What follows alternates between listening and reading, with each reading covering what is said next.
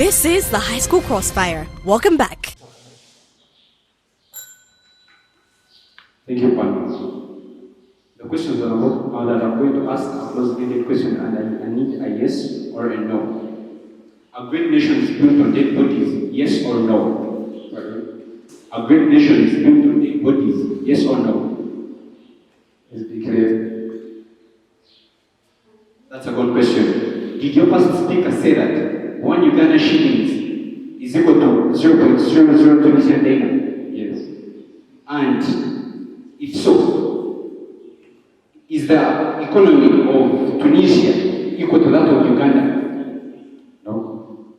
The contribution or the participation of Tunisia and Uganda in the world trade or the global trade, is it the same? No. If so, do you think Tunisia will accept, the Tunisian president will accept to let go all that he has been having, letting down his economy by accepting to a common currency?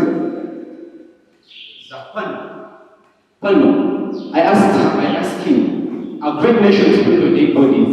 He says, he doesn't give a clear answer. But Pano, I would like you to look into this matter. If not, if they are built on dead bodies, it means you are accepting a common currency. It's like letting down the small countries like Uganda, which have a small economy. You're letting them down, their economies to stay down, because it means if you create a common currency, when they go for trade, different countries have different trade markets, different trade routes. So when they go there, a country like Uganda that has agriculture won't be equal to that of a country like Tunisia, which has oil or any other thing. I asked him, did his first speaker say that 1 Uganda shillings costs 0.008 Tunisian dinar? He says yes. But I would like you to look into this matter. It's not 1 Uganda shillings. It's 1 Uganda shillings being equal to 1 Tunisian dinar, or 0.008 Tunisian dinar. I would like to look into this matter. If so, if it is like that, do you think Tunisia, I again ask him, do you think Tunisia will accept to let go all that it has, all the oil, in order to have an equal economy with Uganda? He says yes. He says yes. I again ask him, will it increase the economy of Tunisia? He lets it down. But if a country like Tunisia, with its currency that is strong, if it's ready to let go of all that it has, because they have not characterized the kind of currency they are going to bring. Is it a strong economy? Is it a strong currency? No, they have not characterized that. So that question puts them in a hole that they cannot leave. So I again ask him, so I would like you to look into those things. If the other colonies of France made one currency for them. So I would like you to look into this matter. We have those colonies in comparison with South Africa. Are their economies the same? No. A country like South Africa has a greater economy than a country like Ethiopia. So if they have different economies, we have already seen what is in coming together. We've seen that the economies, even when they have trade, they are not equal to South Africa, a country that engages in oil and other minerals. So look into that matter. Dear judges, allow me rest my case. Do you agree with our parameters, work plan, and time frame? No. Did you say that the first adoption to one currency failed in 1929? Yes. Do you believe that if it failed to work then, it can't work now?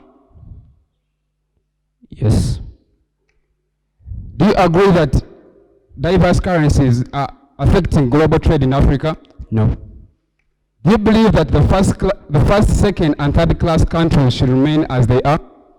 Yes. Do you believe we should leave third countries in the state they are and the rest of the countries in their own state? Yes. Take a seat. So, panel, allow me to call onto your attention. The negative side clearly are in support of our work plan, time frame, and the parameters. So, basically, we as the team of farmers, or our first speaker came here and she explained clearly the time frame. And she talked about where we are going to organize and carry out research and carry out seminars to educate different leaders on how one global currency can be effective. And that means if the team negative were not in support of it, they would have come here and given us their own time frame, their own work plan, and their own parameters for us just on their choose. But clearly they're in support of it. Our dear judges, let me show you something.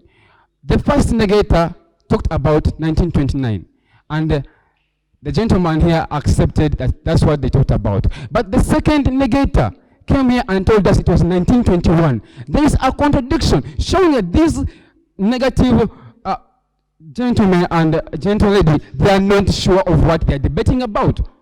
So if you tell us it was 1929, and you come and say 1921, so that means you're not clearly sure of what you're talking about. That means we, as a team of farmers, we clearly have a solid meet to respond. Our dear judges, I asked him, do you believe that the first, second, and third countries should remain as they are? He said yes. So, we as a team of farmers, as I asked him this question, I wanted him to understand that we as a team of farmers, why are we fighting for one currency? One currency clearly, as my former speakers enlightened on it, clearly brings about organization and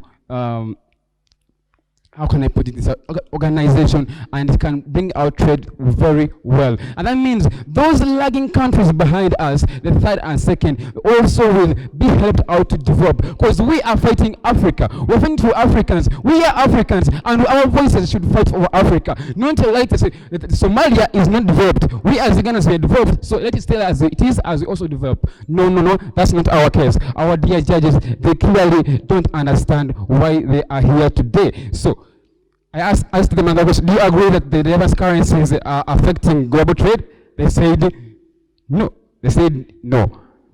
But actually, diverse currencies are affecting global trade, and that's why African countries are not developed. But one currency will truly bring development in our trade as Africans, and we on the global trade market, we shall be able to compete with the continents like North America, Europe, Australia, name them. So our dear judges, throughout our cross-examination, you will understand that we as a team of farmers, we have a sole reason as to why we want one currency in this particular debate. Thank you, our dear judges. Allow me to rest my case. Thank you for coming, our dear debaters. Okay. Debaters, I would like to appreciate you for a good round of debate and all-round good argumentation. I salute you all, and you should be proud of your performance today. Tonight's resolution was African countries should adopt the use of a common currency for global trade. Off the base of facts and just looking at the resolution, it is obvious that it's a policy debate. And therefore, the failure by Team Negative to come here and give us an effective house, a counter policy that is going to be implemented to its exhaustion in a bid to make sure that there is better global trade for African countries, really bedeviled you the entire debate. However, all that is said in a shell of an empty and effective house and work plan to implement. Team Affirmative, you came before us today and gave us you gave us inequality in currencies, and you seem to base majority of your case on public policy considerations. Unity of African countries. We need to be better. We are better. You failed to answer a unique question that they posed to you. I think the third speaker on Team Affirmative, of Team Negative, came here and told you, what currency are you going to implement? Number two, what is the value attached to your currency vis-a-vis the value attached to the currencies right now in the African country? What is that currency going to interface with on the global market vis-a-vis global trade, like the dollar currency, the franc, the euro, the pound? He tells you that what value do you attach to that currency with respect to what each country is producing? I hear none of that. All I hear from you is, as African countries, we should be united. They ask you in cross-examination, do you think a Tunisian president whose currency is over 1,000 times better than the Ugandan one will accept to join? But you still champion African unity. I had nothing as to that consequence. Thank you so much. To begin with, I want to begin by appreciating both teams, both team affirmative and team negative. By virtue that first and foremost, you have tried to appreciate the essence of the speaker rules. But ladies and gentlemen, not repeat myself, just as we told you yesterday, the main essence of understanding the specific type of resolution that is before you is on grounds that you are able to appreciate the necessities, the demands and the requirements and conditions to be fulfilled for the same. However, as it was also clearly illustrated, the burden is always on team affirmative to prove your case beyond reasonable doubt. Hence, any questions that you leave unanswered, any loopholes created in your case that you fail to come and reaffirm to reinstate on the same, it is a contradiction and hence it is a weakness in your own case. What does it mean? On grounds that team negative was able to come, first and foremost they asked you, okay, let it be that this policy before was reinstated in 1921 and 1929 and it failed up to date. Then which solutions do you have that cause its failure up to date that you have to readdress to advocate for its implementation in the present? A question that was left unanswered. Number two, how are you going to be able to implement this policy amidst the fact that these are different economies that have different sources of income? For example, they talked of one country depending on agriculture and the other country depending on nuclear energy. A question that was left unanswered. Number three, the stakeholders' perspective. These are leaders that have different policies, different ideologies. How are you going to address? They talked about the World Trade Organization and the house that you gave that is not yet even efficient, that we are not even aware of it. It has the mandate of admissibility on the policy that you're advocating for. Yes, I do agree that team negative failed to give a house or a body and a time frame or even a policy. However, I credit them on grounds that they were able to come and give a counter argument. On grounds that team negative failed to prove its case beyond reasonable doubt, I give thumbs up to team negative. Thank you so much for the few things you have presented. I said, being in a debate, you also make us learn as well as we make you learn. Now, I will start with my points where I found it a fault for both teams. Now, starting with Speaker Rose, they fought a farmer. All you did, you played the role of your second, third. You came, started clashing all what they did. Now, the second farmer, to be sincere, you never even rebutted to me. That means you left things unanswered. And yesterday, I remember telling you that when you are playing your role there, don't leave any stone unturned. Because there's a remedy as to why you leave a stone unturned. Somebody will come and find an inconsistency in your case, and that is how they penalize you. That one doesn't now leave the team negatives also in the same position. Second negator also, the same thing you did. Now, all my marks I based on the strategy, kind of it. And I will just pose a question in this manner. African countries, we are good at talking. That is to my understanding.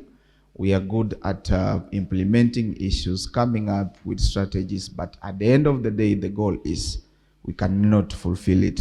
What I'm trying to bring it out is, one, will there be the unity of Africa, the unification of Africa, which now the fourth negator came and asked, if today we go with this perspective, ask the Tunisia president, who is engaging, leave alone even Tunisia. Let's just narrow it down to East Africa. Kenya has a port, the Mombasa port. Then we go and tell them, because the port gives a lot of revenue. We tell them, you know what, we want to make a simple currency that all of us are going to use. Countries like Burundi, which has a population scale of 2% more than Kenya with 7%. What is that? And that's what the fourth speaker of the Geta side came, and that's how me I underline my strategy. how will it be taken? Which now, me, I wanted that question to be answered by Team Affirmative. No one answered that. How will it be taken that countries like Tunisia, countries like Egypt, Nigeria, South Africa, coming to bind with countries like Burundi? Look at countries like South Sudan, which they're having conflicts after conflicts. Their economy goes down every entire day. So my marks only goes in terms of the strategy, where now you said, I remember the second negator who came here and clarified and said, we are making to solve the problem of trade. Instead of having the unifying factor of a currency, let's solve the issue of the trade. To me, this was a fair debate. I will not say good or excellent, but fair. Why? I felt both teams actually came short in executing their burden as per their team roles. Much as most of you displayed a proper understanding of what is expected of you in terms of style, I want to start by faulting Team Affirmative, mainly one. In terms of your content, you realize most of the questions that they kept raising against you are questions that you would have actually not had to answer if you had researched deep and wide. Altogether. Because you would have substantiated more on your case. Are we together? You do not come and request a whole continent to take on a uniform currency. And one, you're not telling them which currency. Two, how are you valuing this currency as regards to the different economies? Now, Team Negative. First of all, you did not give us a house. However, even your counter policy that you gave us, which was, you talked of a common transaction cost. If I had you right, you're talking of addressing the problem of price fluctuation in the price fluctuation in the markets rather than the currency. But then we only get to hear that from the first negator. You people did not build on it. All together. Much as a negative team, you're supposed to water down what they are saying, you also have to build your own case. Are we together? Whatever you have said, you're supposed to build on. So now, I did not hear anything as regards to how you're going to achieve this common transaction cost. Are we together? So for that reason, I penalized Team Negative. And Team Affirmative, I've also told you where I faulted you. This was a good debate, but you, at the end of the day, all of you failed to do a lot. And at the end of the day, you reduced us to considering various points of judgment. So now, I'm going to weigh down and I tell you how I ended up picking a team. Team Affirmative, you are okay with giving us your house, work plan, and your entire argument and how you are going to be able to implement a common policy and why we need that common, currency. However, from your first, Team Negative came up and gave you, and they stated their arguments. You failed to rebut their arguments. All of you merely came and stated what you wanted to say, and you tried to rebut what they were saying. However, you left a lot of questions. However, you had your work plan and you had your policy and ways of how to implement that policy.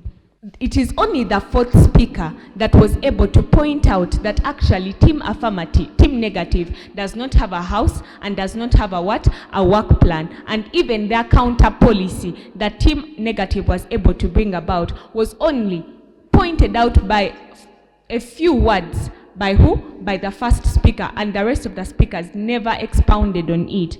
Furthermore, you try to point out their consistencies, but however failed to do what? To answer the relevant questions. Now, moving on to Team Negative. You had no house, you had no work plan, and even your alternative You gave us various alternatives. Apart from the common price for products, you also told us, no, let us not have a common currency, but however, fight the problems that are directly affecting global trade. That is the other alternative that you had. However, you did not show us how you are going to accomplish global trade. That is what I considered. So I gave both of you for team, for content, for style, I gave content both of you 20, and for strategy, I gave team affirmative 22 and team negative 19, totaling up to 56 for team affirmative and 53 for team negative. And on that, it is not a unanimous vote. It is by 3 judges to 2 that team negative takes the day.